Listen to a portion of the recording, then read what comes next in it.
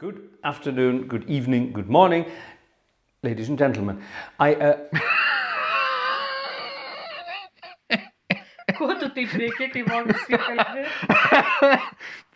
Yes, today's video is all about...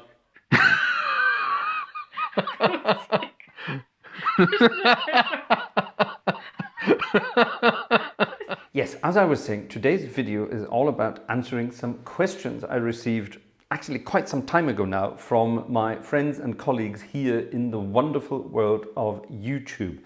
About a month ago, I posted a video called Questions and Answers, and I answered your questions that you had for me. And I had also promised that I was going to do a part 2 to that.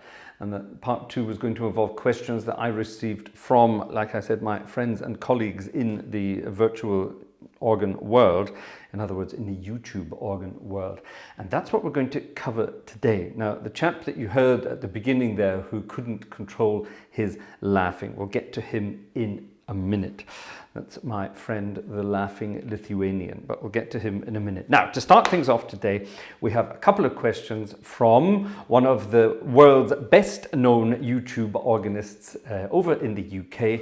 Here is from Beauty in Sound, Mr. Richard McVeigh. Hi Fraser, thanks for the invitation to ask you a question. I'm going to be cheeky and actually ask you two. But first, let me just play you 3 snippets from very different musical genres.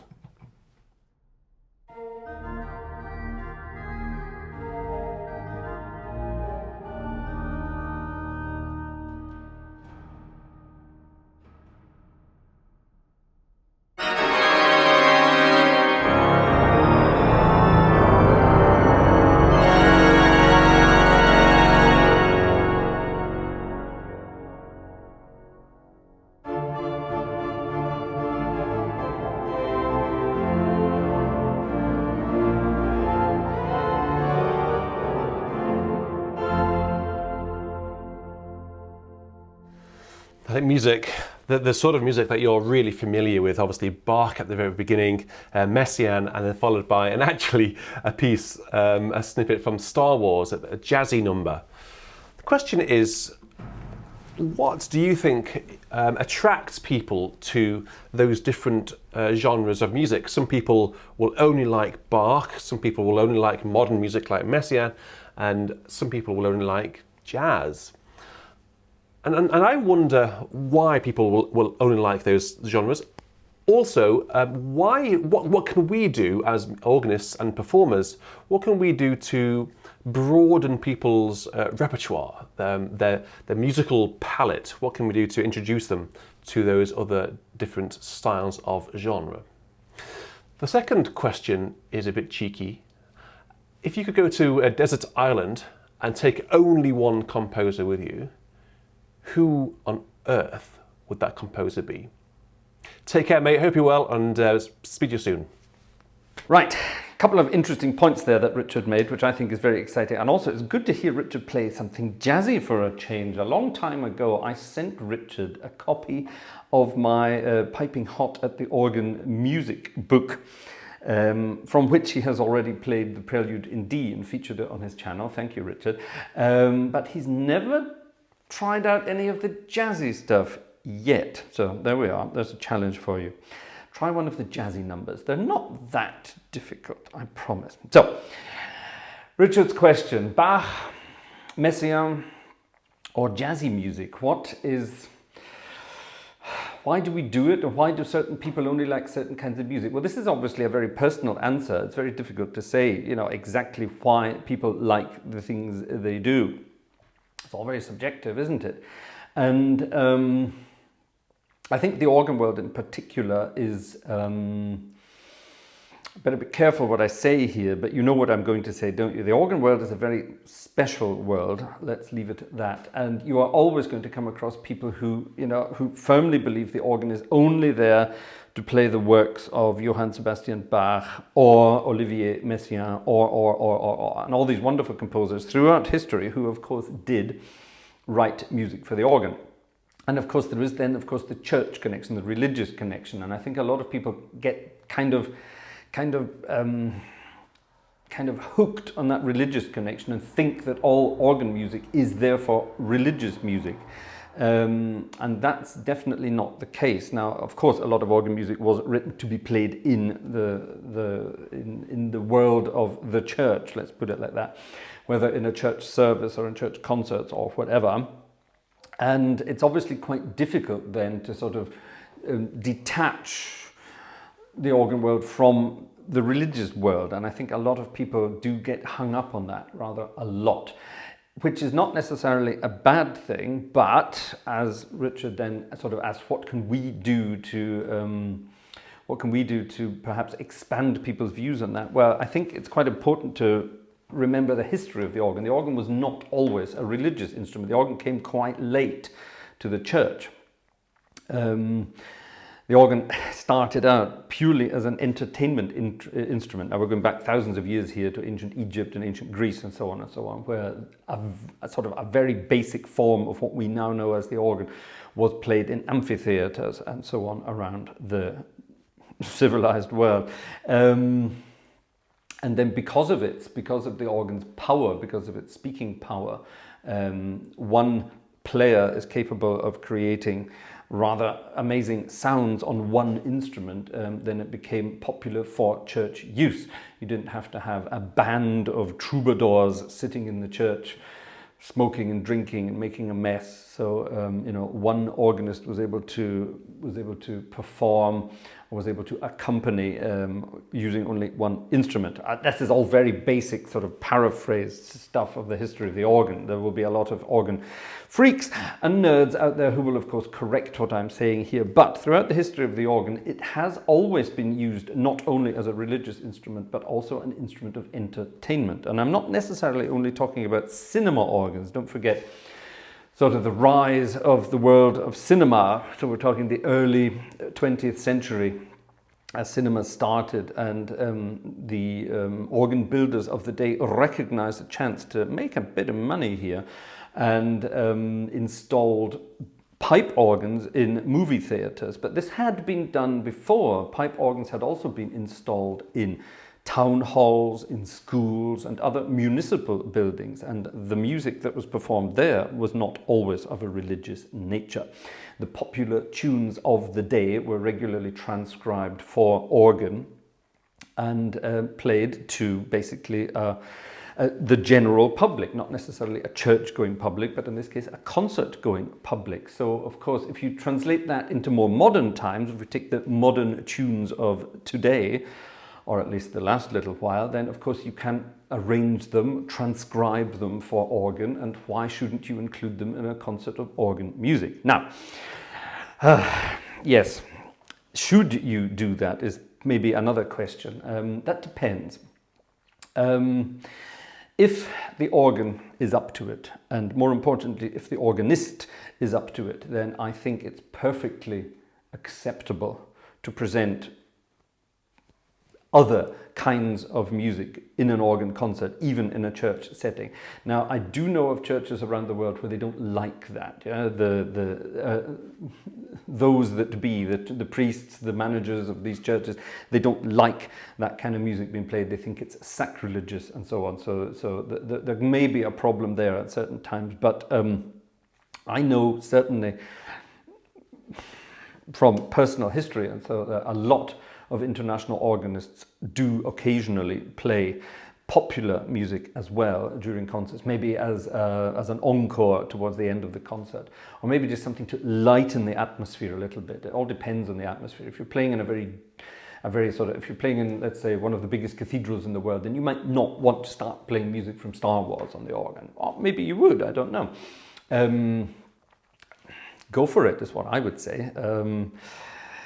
There's a current movement over in America where some large concert organs are being restored to their former glory, and I think that's absolutely wonderful. And of course the kind of music that they were designed to play is not necessarily the classics from the organ world, so we're talking Bach or maybe Messiaen now, but certainly more the popular music of the day. These instruments were, shall we say, voiced in a different way, more orchestral than classical organ, church organ, and they are more suited to that kind of music. But I personally think, and as you all know from my own channel anyway, it's perfectly possible to play any kind of music on any kind of organ. So, Richard, I hope that answered your first question. Your second question was, who would I take with me to a desert island if I could only have one composer? Now, do I have other people with me on this desert island, or is it just me and the composer? Let's do two of those. If it was just me and the composer, then I would not take my favorite composer with me, because as far as records tell, he was a very quiet, shy and slightly boring chap in private life. So I definitely wouldn't have taken him with me. I would have taken someone like, I don't know, Giuseppe Verdi, probably, who was, you know, a right riot. Not an organ composer, but that was just a composer. You didn't say organ composer, you just said composer. But as we're sticking to the organ world, it would have to, of course, be Maurice Duruflé, who, in my opinion, wrote the most beautiful organ music ever. I love his music completely, and I have featured one of his pieces on the channel already, and when I get round to it, I shall be featuring some more. Now, you all know Richard McVeigh from the Beauty in Sound channel here on YouTube, but obviously if you don't, I do suggest you go and check him out. You will find links, by the way, to everybody that gets mentioned on the channel here below, and do please go and check out their channels. Next up, let's dig down deep into a very different part of the world. I shouldn't say things like that, but you know what I mean. We're going to head down to Australia. And the Australian organ scene is a very different one, and not for any bad reasons, it's just a very different one. And there's a young Australian organist here on YouTube who is doing his bit to promote the Australian organ world, and I think you should go and check out his channel. He's one of the fastest growing organ channels here on YouTube, and it's very deserved because he puts in a lot of work and posts an awful lot of content, and it's all top-notch stuff. So I suggest you go and check him out. But here he is. His name is James Flores. 4K 30 frames per second. Hi, my name is James Flores, and I've been asked by the illustrious Fraser Gartshore to ask him a few questions for his YouTube channel. And excuse my muttering at the start there, he specified 4K video in 30 frames per second, so hopefully I've done this right for this video. For those of you that don't know, Fraser also has a car YouTube channel, so I think you should go check that out as well and support him in that way. I'm so grateful to have been asked to contribute to this question and answer video. I'm going to ask him two questions. The first question is, why do you think the organ world is so competitive, both in person and on YouTube? And the second question is, do you think that the classical organ world and the theatre organ world can get along with each other? Is there some sort of rivalry there? Do both parties like each other or dislike each other? I'd like to hear your thoughts on that. So thank you once again, Fraser. I really appreciate you asking me to be part of this question and answer video. And until then, I'll catch you next time. Bye for now. Right, thank you, James, for well, thanks first of all for plugging the car channel. Yes, I do have a second YouTube channel where I play around with cars, and I must confess I haven't done very much on that in the past few months. But your comment there has, I think we need to get a move on and get some things going there. So yes, so please check out my car channel as well. I'll put a link up to it somewhere. Yes, so now James's questions weren't all that different to Richard's, I suppose, in a kind of way, but sort of formulated in a different way, which I think was rather cleverly done. Now, James asked about the competitiveness of the YouTube organ world. Now, this is a difficult one. I didn't know there was a competitive edge to it. Is there a competitive edge, really? Do other YouTube organists see this as a competition? I don't know. I personally don't see it as competitive. I think there are a good few organ channels here on YouTube, and we're all doing our own thing in our own way. And there's enough airtime for all of us anyway, and we all have our own audiences, but at the same time we sort of share an audience. I think maybe, I'm not going to put a number on it, but a percentage of all our audiences are the same people. And certainly when we do live streams, or when you read the comments that come attached to most of the videos, you will see the same names appear all the time. And I think the important thing is that we all have our own sort of niche, and that we're all doing our own thing. At the end of the day, we're all promoting the organ world itself. At least I hope that's what we're doing.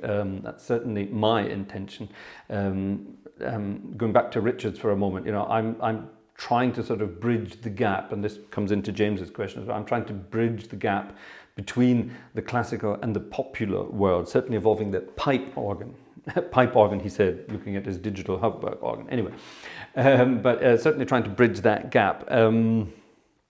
When I grew up in the UK, back in the UK, there was a great sort of competitiveness in the organ world there.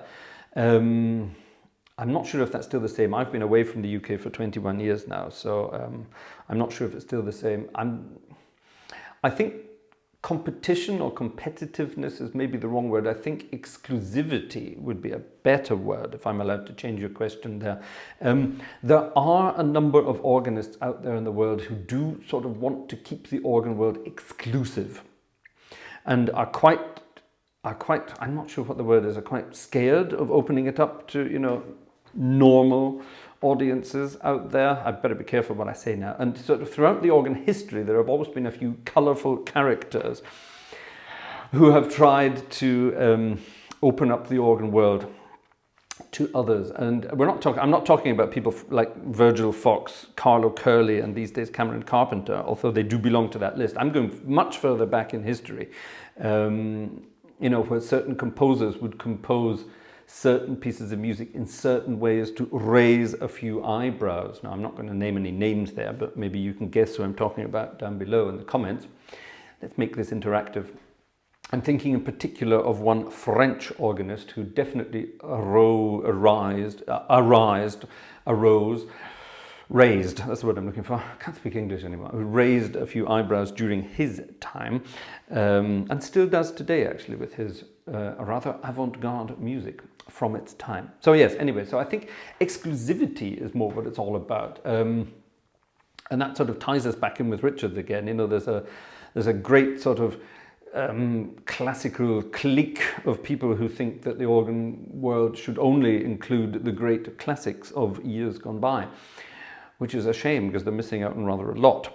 A lot of the more modern composers themselves, they compose music in a jazzy or popular or sort of, shall we say, risky way. Now, I can think of various people from the past that did that. Louis Vierne is perhaps one of the greatest examples of someone who included jazzy harmonies and rhythms. Look at Alain and his litanies. That's basically jazz rhythm, and the harmonies as well. My goodness, why not?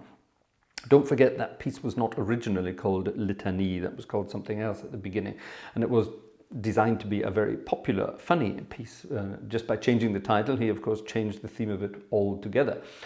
And going back to Louis Vierne, his 6th organ symphony, one of the movements in the middle is very jazzy in nature.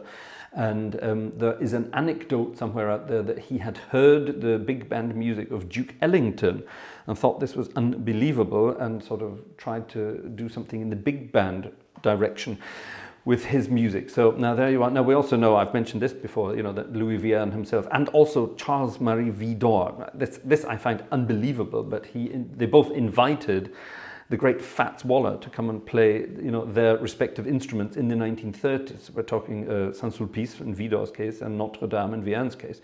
And imagine Fats Waller playing those organs. Unfortunately, no recordings survive or were made as far as I know. But it is documented that he was in both churches and played both organs. That would have been quite something. So, throughout history, I think the sort of the exclusivity and the cliquiness of the organ world has definitely been sort of a two-edged sword. There are people in there who want to keep it exclusive, and there are other people, also some of the big name people, who definitely want to open it up around the world. So yes, so competitiveness. Now, your second question involved the classical and theatre organ worlds together. So there we are. It's the same kind of thing here. Is there a rivalry? Are there any problems between the two? Ooh, tough one. Classical organists definitely look down their noses at theatre organists in a lot of cases. I'm not going to say all of them, obviously. And at the same time, a lot of theatre organists sort of look up at classical organists and sort of think they could never do something like that. The two rarely mix and match. That much is true. I know a lot of classic organists who are very open to the theatre organ world and have no problems trying out theatre organs and trying to match a good theatre organist's style. I won't mention any names, but a Parisian organist once told me it's easier for a theatre organist to play a classical organ, let's say a church organ, than it is for a classical organist to play a cinema organ. So there you are. But it's a kind of exclusivity, or maybe there is some more rivalry in this case, James, between the two worlds. I think it all boils down to the kind of music. A lot of classical organists see theatre organ music as unserious, and a lot of theatre organists might see some classical organ music as over the top and snobbish. I'm generalizing here. These are my personal opinions, but that's the whole, that's the whole point of this channel, isn't it? It's me talking about my world. So there we are. So James, I hope that answered your questions. Thank you for filming that in your car, by the way, giving it the car reference there. And like I said before, go and check out James's channel. You won't be disappointed. He does all sorts of good things. He does things from, sort of live, well, not live, but sort of recorded online church services, to obscure music that nobody knows, to even some choral music with some of his chums down in Australia. So go and check out James's channel. Now, I'm now going to head over to the United States of America. Let's head over to Ohio, and in Ohio we will find Dr. Jeremiah Martin. Known to you in the organ world as Jerry Martin, and Jerry has become a very dear friend over the past few months, and we regularly correspond privately as well as via YouTube, and commenting on the same videos at the same time and that kind of thing. And when I asked Jerry to contribute to this video, he came up with rather a few interesting questions. Hi Fraser, greetings from Ohio. Thank you very much for doing this question and answer video, and really looking forward to learning a little bit more about you and about the organ world. Thank you, Jerry. I hope you don't mind me saying this, but Jerry is one of the most knowledgeable and also generous and supportive organists out there. He is a very good concert organist himself, by the way, and of course he has his own organ channel, which you're going to go and check out as well. Jerry is a great aficionado of sort of forgotten gems from the organ world. I think that's probably one of the nicest ways to say that. He digs out some wonderful old repertoire and performs it brilliantly on his Hauptwerk organ, but also he also regularly performs proper organ concerts himself. So do go and check out Jerry's channel. Now, when I spoke to Jerry a long time ago, I was talking to him about his supportiveness and generosity in the organ world, and I said jokingly, you really are the Bob Hope of the organ world. I hope some of you are old enough to remember Bob Hope. And then watching Jerry, we don't get to see Jerry very often face on, and we don't get to hear him talking very often. I think we should, because he's got a wonderful voice, and he's got this wonderful personality, and I think we need to hear that and see that more often. So even Jerry from the front looks a little bit like Bob Hope, so I christened him the Bob Hope of the organ world. Hope you don't mind, Jerry. Anyway, I've prepared a few questions, which I'm going to include in this video, and I know you can cut this up as needed, so feel free to pick the one or even two questions that really appeals to you, and drop the rest. And I was not feeling brave enough, so this will be English only. So apologies to your German audience. So my first piece of organ music was Bach's first of the 8 short preludes and fugues. How about you? What was your first piece of organ music? Okay, Jerry's first question. My first ever piece of organ music. Now this is difficult because you'll hear it when we get to the second question in a minute. My first introduction to the organ world. Actually, let's listen to Jerry's second question first. How were you introduced to the organ? And how were you introduced to theatre organ? Right, now that was important to get Jerry's second question in there as well. So we're now going to answer the first and the second question together because they're very linked. My first introduction to the organ world was not the pipe organ world, not the church organ world. It was the theatre organ world. Or actually, more technically, to be more correct, it was actually the home organ world, the Yamaha organ world, the electronic organ. As a young kid, I started playing piano, and my parents sort of recognized there was a bit of talent there. And at some point there was one of those sort of music demonstrations in a local hotel in Inverness. I think it was the Caledonian Hotel in Inverness, where they were demonstrating Yamaha home organs. Remember them? And my dad took me to this demonstration, and there was a guy, I think he was from Wales, Glenn something, can't remember his second name, guy from Wales demonstrating these wonderful organs, and we loved it. And I had a shot, and apparently I could play it a little bit. And my parents ended up buying one of these organs, so we had this thing at home. And because I then started enjoying the organ world, playing this instrument, playing popular music on it, playing sort of jazzy stuff on it from the very beginning. My great uncle was a very talented jazz piano player, and he sort of pointed me in the right direction. On the piano first of all, and then on the organ as well a little bit. And that sort of started my interest in this instrument. That led to me discovering a radio program on BBC Radio 2, The Organist Entertains, hosted by my old friend Nigel Ogden. And I started regularly listening to The Organist Entertains, and that's when I found out about this thing called the theatre organ, which got me interested in that. Now, in those days, we had no internet. We're talking the 80s.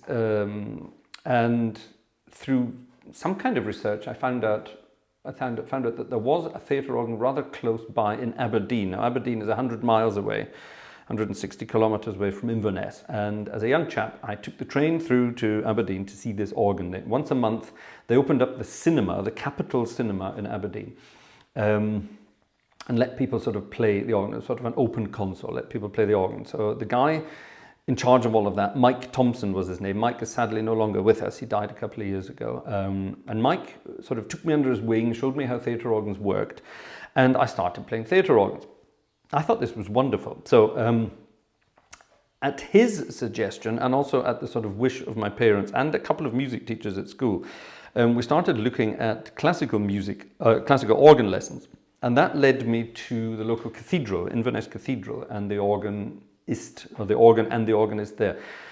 Russell Grant was his name, a rather eccentric old organist. He also is sadly no longer with us. Russell died just a few months ago.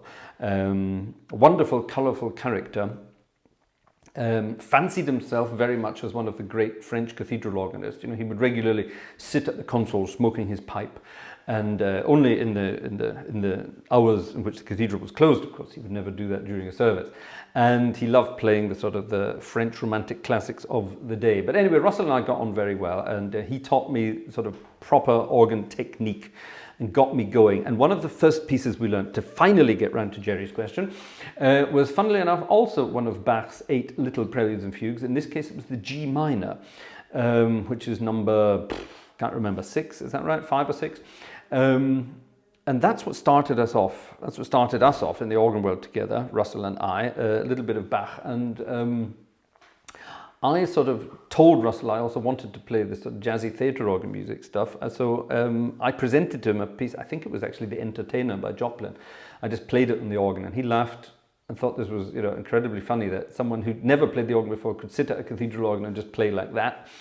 So we sort of passed ideas backwards and forwards over the years, and Russell got me going in the classical organ world. So there you are. I hope that answered the first two of your questions, Jerry. Let's find out what you also want to know. I know you play organ, theater organ, and piano. Is there anything we don't know about you? Any other instruments that you've played in the past or that you currently play? Right, other instruments. Yes, there are some other instruments. As a young chap, I didn't just like jazz piano or later jazz on the organ. I loved jazz music in general, jazz music, but in particular sort of the British trad jazz of the time. So we're talking people like Kenny Ball, Acker Bilk, all that sort of lot. Funnily enough, in later years, I actually played with all of those jazz greats in various different bands and got to know them all rather well, which was good fun. But anyway, back to that time. Yes, and I was fascinated by the trombone. So I started playing the trombone when I was at school, in secondary school. In those days, I don't know if this still happens, schools had instruments lying around, and it was offered, or there was the offer of learning a new instrument. Now, I already played the piano, so I didn't get piano lessons in school, but I got trombone lessons in school. And I had hilariously bad teachers in those days at the school I went to. Sorry to say that if any of them should be listening now, but they were disgracefully bad. And there was another school in Inverness that had the most wonderful trombone teacher, an eccentric guy, but a wonderful jazz legend actually in the north of Scotland by the name of Pat Strachan. I don't know if Pat watches any of my videos. Pat, if you're out there watching, hope you're doing all right. Pat was just an absolutely wonderful jazz trombonist, and I would have loved to have had Pat as a teacher, but I didn't. I had these other people. And but nevertheless, they taught me sort of the brass technique that you needed to know, and I got fairly good at trombone. I actually played the trombone in a little jazz band in Inverness myself for a while. The Tin Pan Alley Band, yes, and I was by far the youngest member of that band. I think by about 110 years I was the youngest in that band. And it really was, sort of British trad jazz at its finest, if you know what I mean. But it taught me sort of the ropes of playing in a band and got me going, and I started learning to improvise on the trombone and things like that. So yes, so there you are. One of the instruments is definitely trombone. String instruments are definitely not part of my repertoire. I'm left-handed by nature, and for some reason everyone thought a left-handed guitarist, let's not mention Paul McCartney by name then, everyone thought a left-handed guitarist is the weirdest thing in the world. So I never really got stuck on guitars or string instruments. I did receive a ukulele as a gift from a friend once, and he taught me to play some chords on the ukulele. I still have that instrument kicking about somewhere. It's only got 3 strings on it at the moment. I need to re-string it and get it back out. So maybe one day I will dig out my ukulele and my trombone and show you what that's like. I still have all those instruments there. There was a brief while where I had an accordion.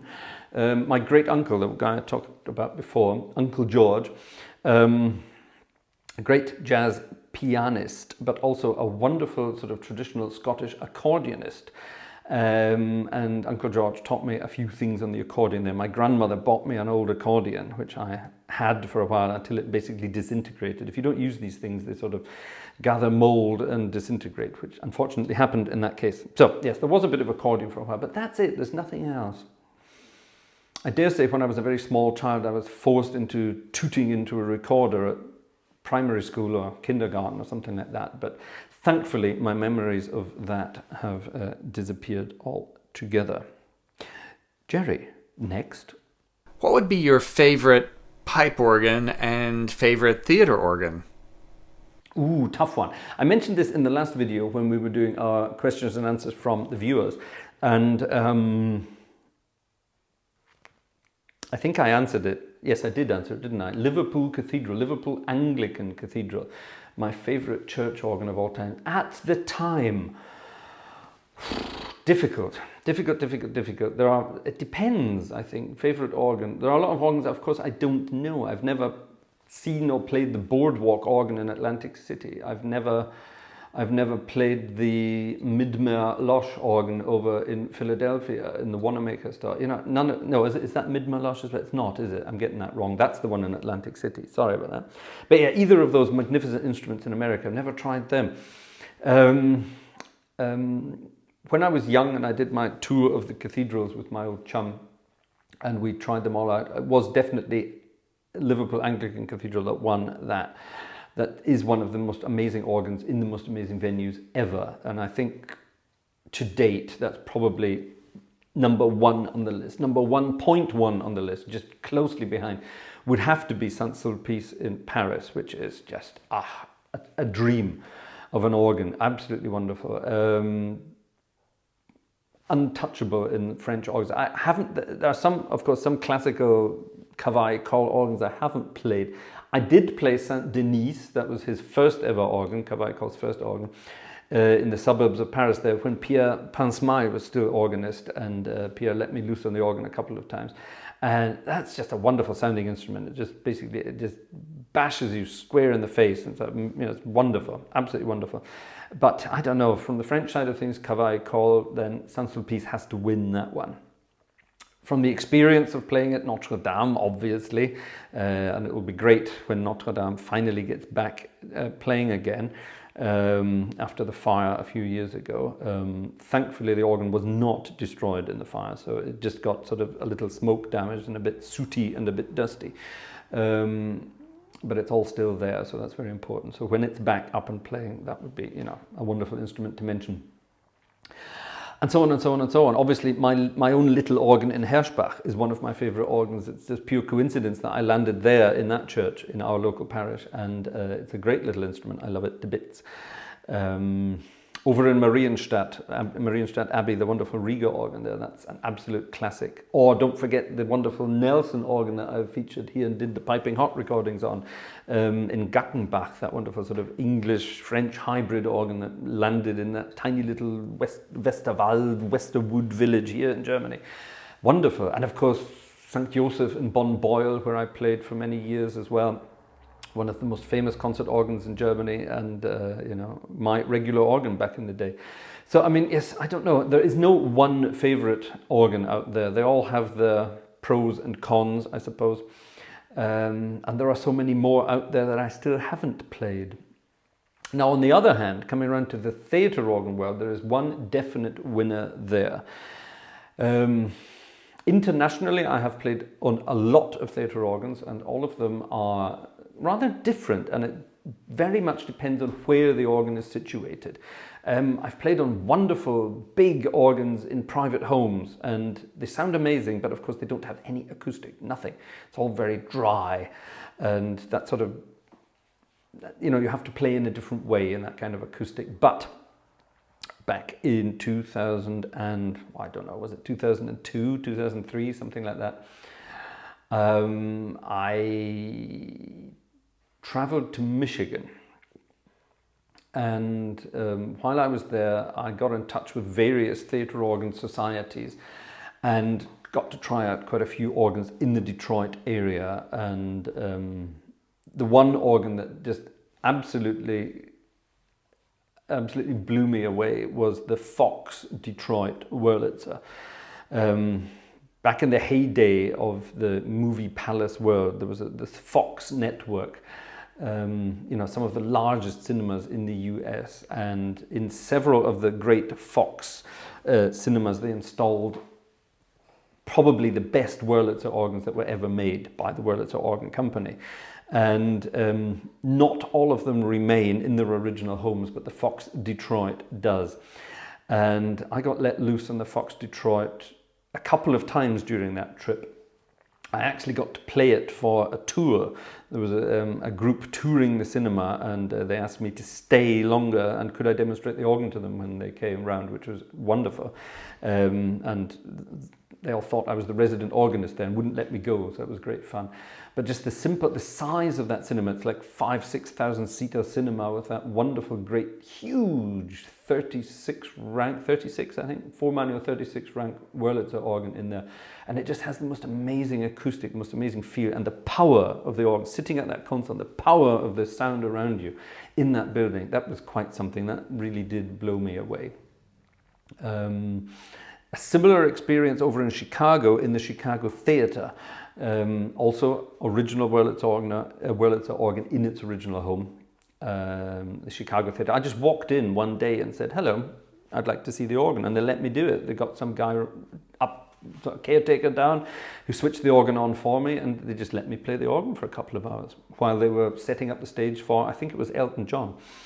And that was good fun. I got to play the Chicago Theatre for a good few hours. And again, that was a wonderful experience. So yes, I think those would be my favorite theatre organs of all time. Some of the first theatre organs I played back in the UK, I suppose they would have been very good organs in their heyday, but over the years they'd sort of, lost some of the luster, as one might say, and they were being kept together by bits of glue and string, by volunteers trying to keep these things going, which is a bit of a shame, because had they been restored to the former glory, it would have been rather wonderful. Jerry, I hope that answered that question. I think you have one more, don't you? And is there any piece of organ music that's currently on your wish list that you absolutely want to learn? Ooh, now that's a tough one. The wish list. The wish list is, yes. The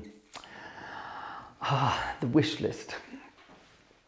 There are so many pieces I've always wanted to play, and I sort of force myself occasionally to learn new pieces of music, new bits of repertoire that I think I should really be playing, or every organist should have them in his or her repertoire. Everything by Duruflé has to be on everyone's list. Everything by Bach should really be there at some point, shouldn't it?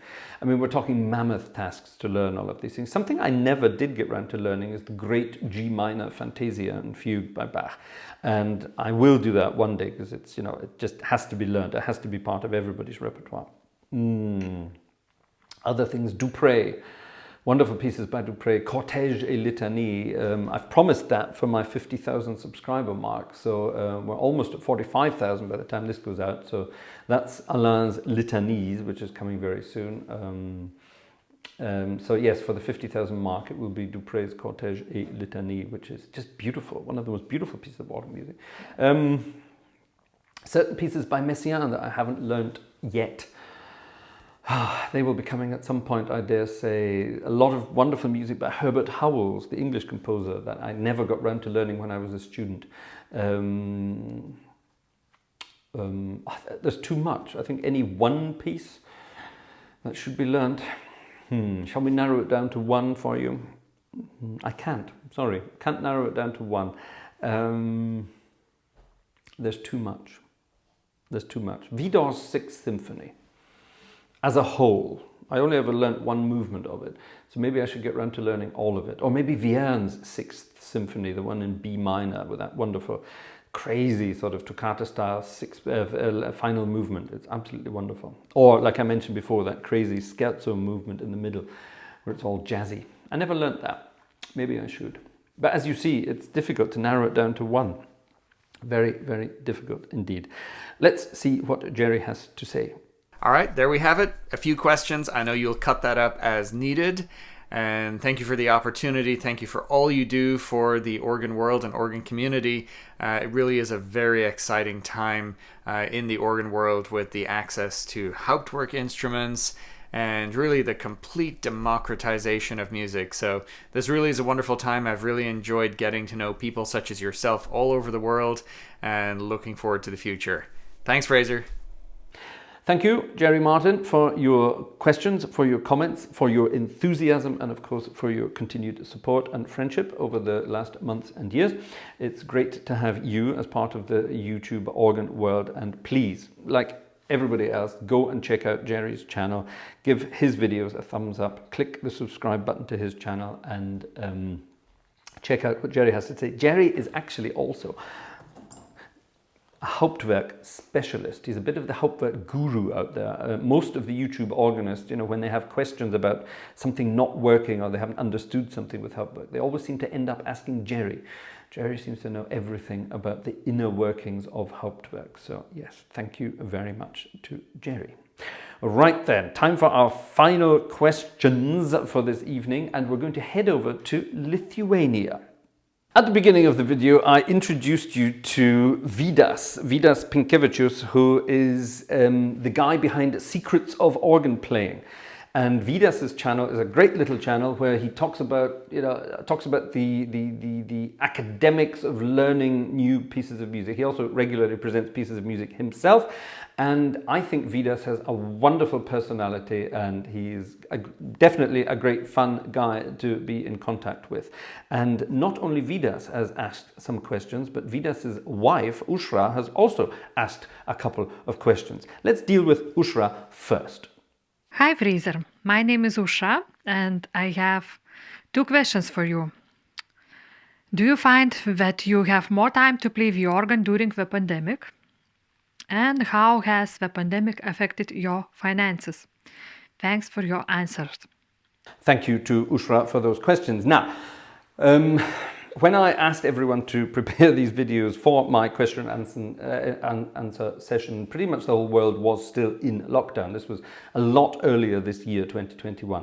And it took me a long time to get around to doing this. But then again, the COVID pandemic is still very much with us, and it's still affecting our lives in different ways, but still affecting our lives nonetheless. So, question number 1, has it changed the amount of time I've had to practice?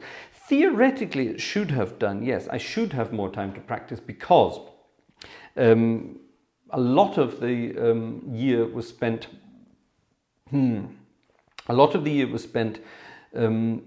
online. So I had choir rehearsals online. I wasn't driving out to choir rehearsals.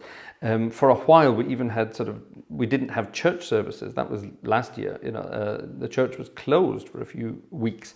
No public services and so on. And at the time, I didn't have my new console. That only arrived at the beginning of 2021. And go and check out my Hauptwerk playlist and sort of the history of it. It's all there. So this year, since the organ has been here, yes, I have had a lot more time and availability to practice. I'm not sure how closely connected that was with the pandemic, though, because before I had this instrument here, I didn't necessarily head over to church to practice all that often. Certainly not as often as I should have done. So I think the answer to your question is yes, I should have had more time to practice, but didn't necessarily take the opportunity. Since I've had the organ here, I have of course been practicing a lot more than I normally would have been anyway. So whether that deliberately had something to do with the pandemic or not, I'm sorry, I can't answer. Now, question number 2, the financial side of things. Ooh, yes, that's a tough one. Talking about finance is always a difficult one. Now, everything you see around it, this is my life, basically. I am a church organist and I have choirs where I take choir rehearsals, and that's sort of my job, as it might say. But as you can imagine, being a church musician it's not, we're not working for some great consulting agency, so we're not raking in the millions. Definitely not by any stretch of the imagination. And I'm just a freelance musician. That's all I do. I don't have a day job. I'm a freelance musician and a church musician. So the financial situation was never great anyway. During COVID, of course, there were no concerts at all, no live concerts. So all of my concert income, normally I would play a good few concerts every year around the sort of the German concert circuit, and all of that disappeared. So there were no concerts at all. So that was a bit tough for a while. The first lockdown we had, where there was no church, where there were no choir rehearsals, nothing, not even online rehearsals, that was kind of tough. That really was tough, actually, because I earned no money at all for 3 or 4 months of the year, and that was tough because I'd saved up some money. I wanted to, get my Hauptwerk organ going, and all of the money that I'd saved up for that had to be used for daily living expenses.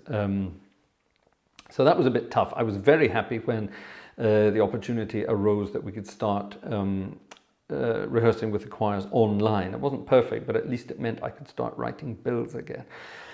So that was a bit tough, and that took a long time to sort of to get back to normal. And without the YouTube channel as well, it would have been a very, very difficult time. Not that YouTube pays an awful lot of money. You certainly can't live from what YouTube pays out every month.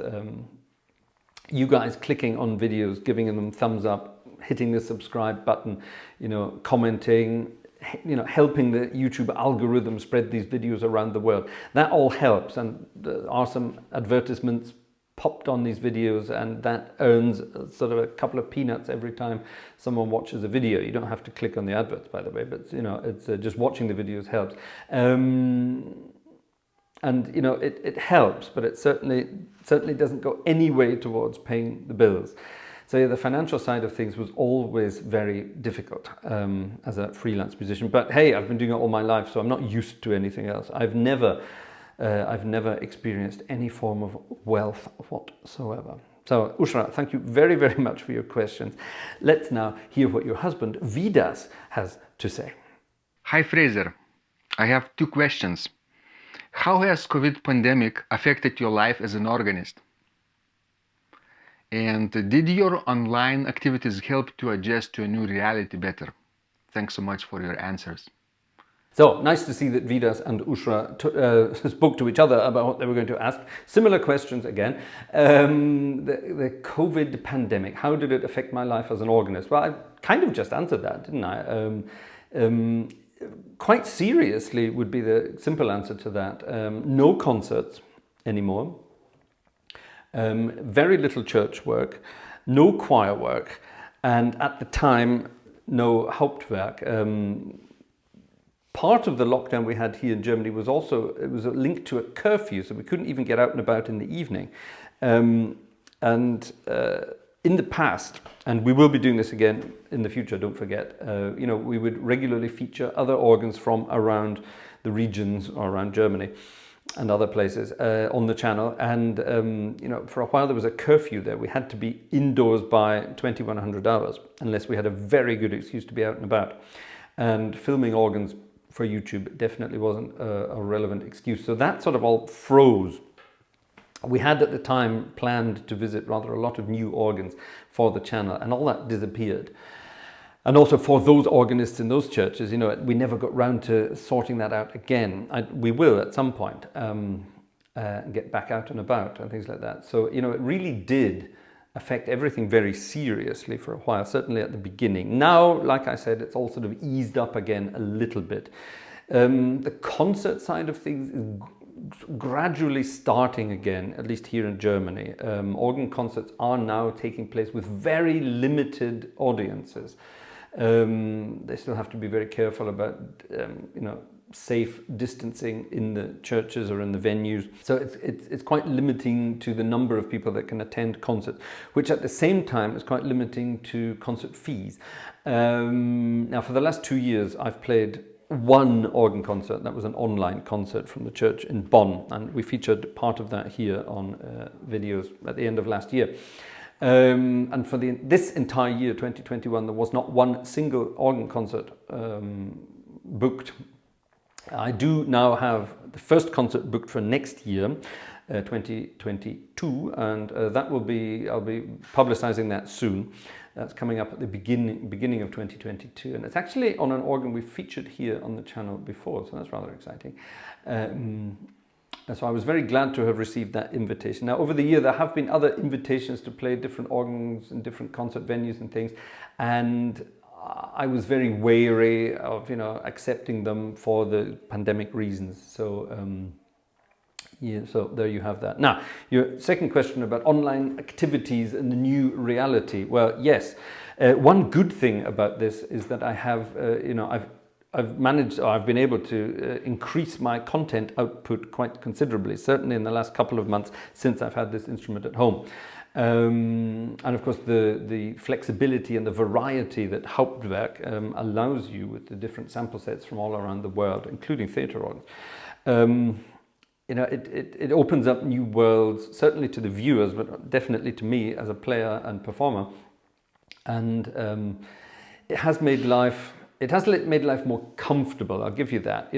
Like I said in Usha's question, it's made life more comfortable because I don't have to go out to a cold church to play or to record anymore. I mean, this will be taking place, but we have become rather comfortable here. So is that the new reality? I suppose it might be. Go and check out Vidas and Usra's channel, Secrets of Organ Playing. Like everyone else, you will find links to their channels down in the description below. This has been a rather wonderful, fun time chatting. Sorry, I didn't get to chat to these guys personally or live in the video itself. These are just recorded comments, but I know all of these guys and girls anyway from the organ world, and we do keep in touch regularly via email or even by live chats and things like that. Now, I have a couple of other interview and chit-chats coming up in the near future with other organists from around the world. So this talking style video may become a regular feature on the channel. What do you think? Don't forget to hit the subscribe button. Give us a thumbs up if you liked what you heard, and we will be back very soon with some more organ music for you. Thanks for listening. Thanks for watching. See you then. Bye bye.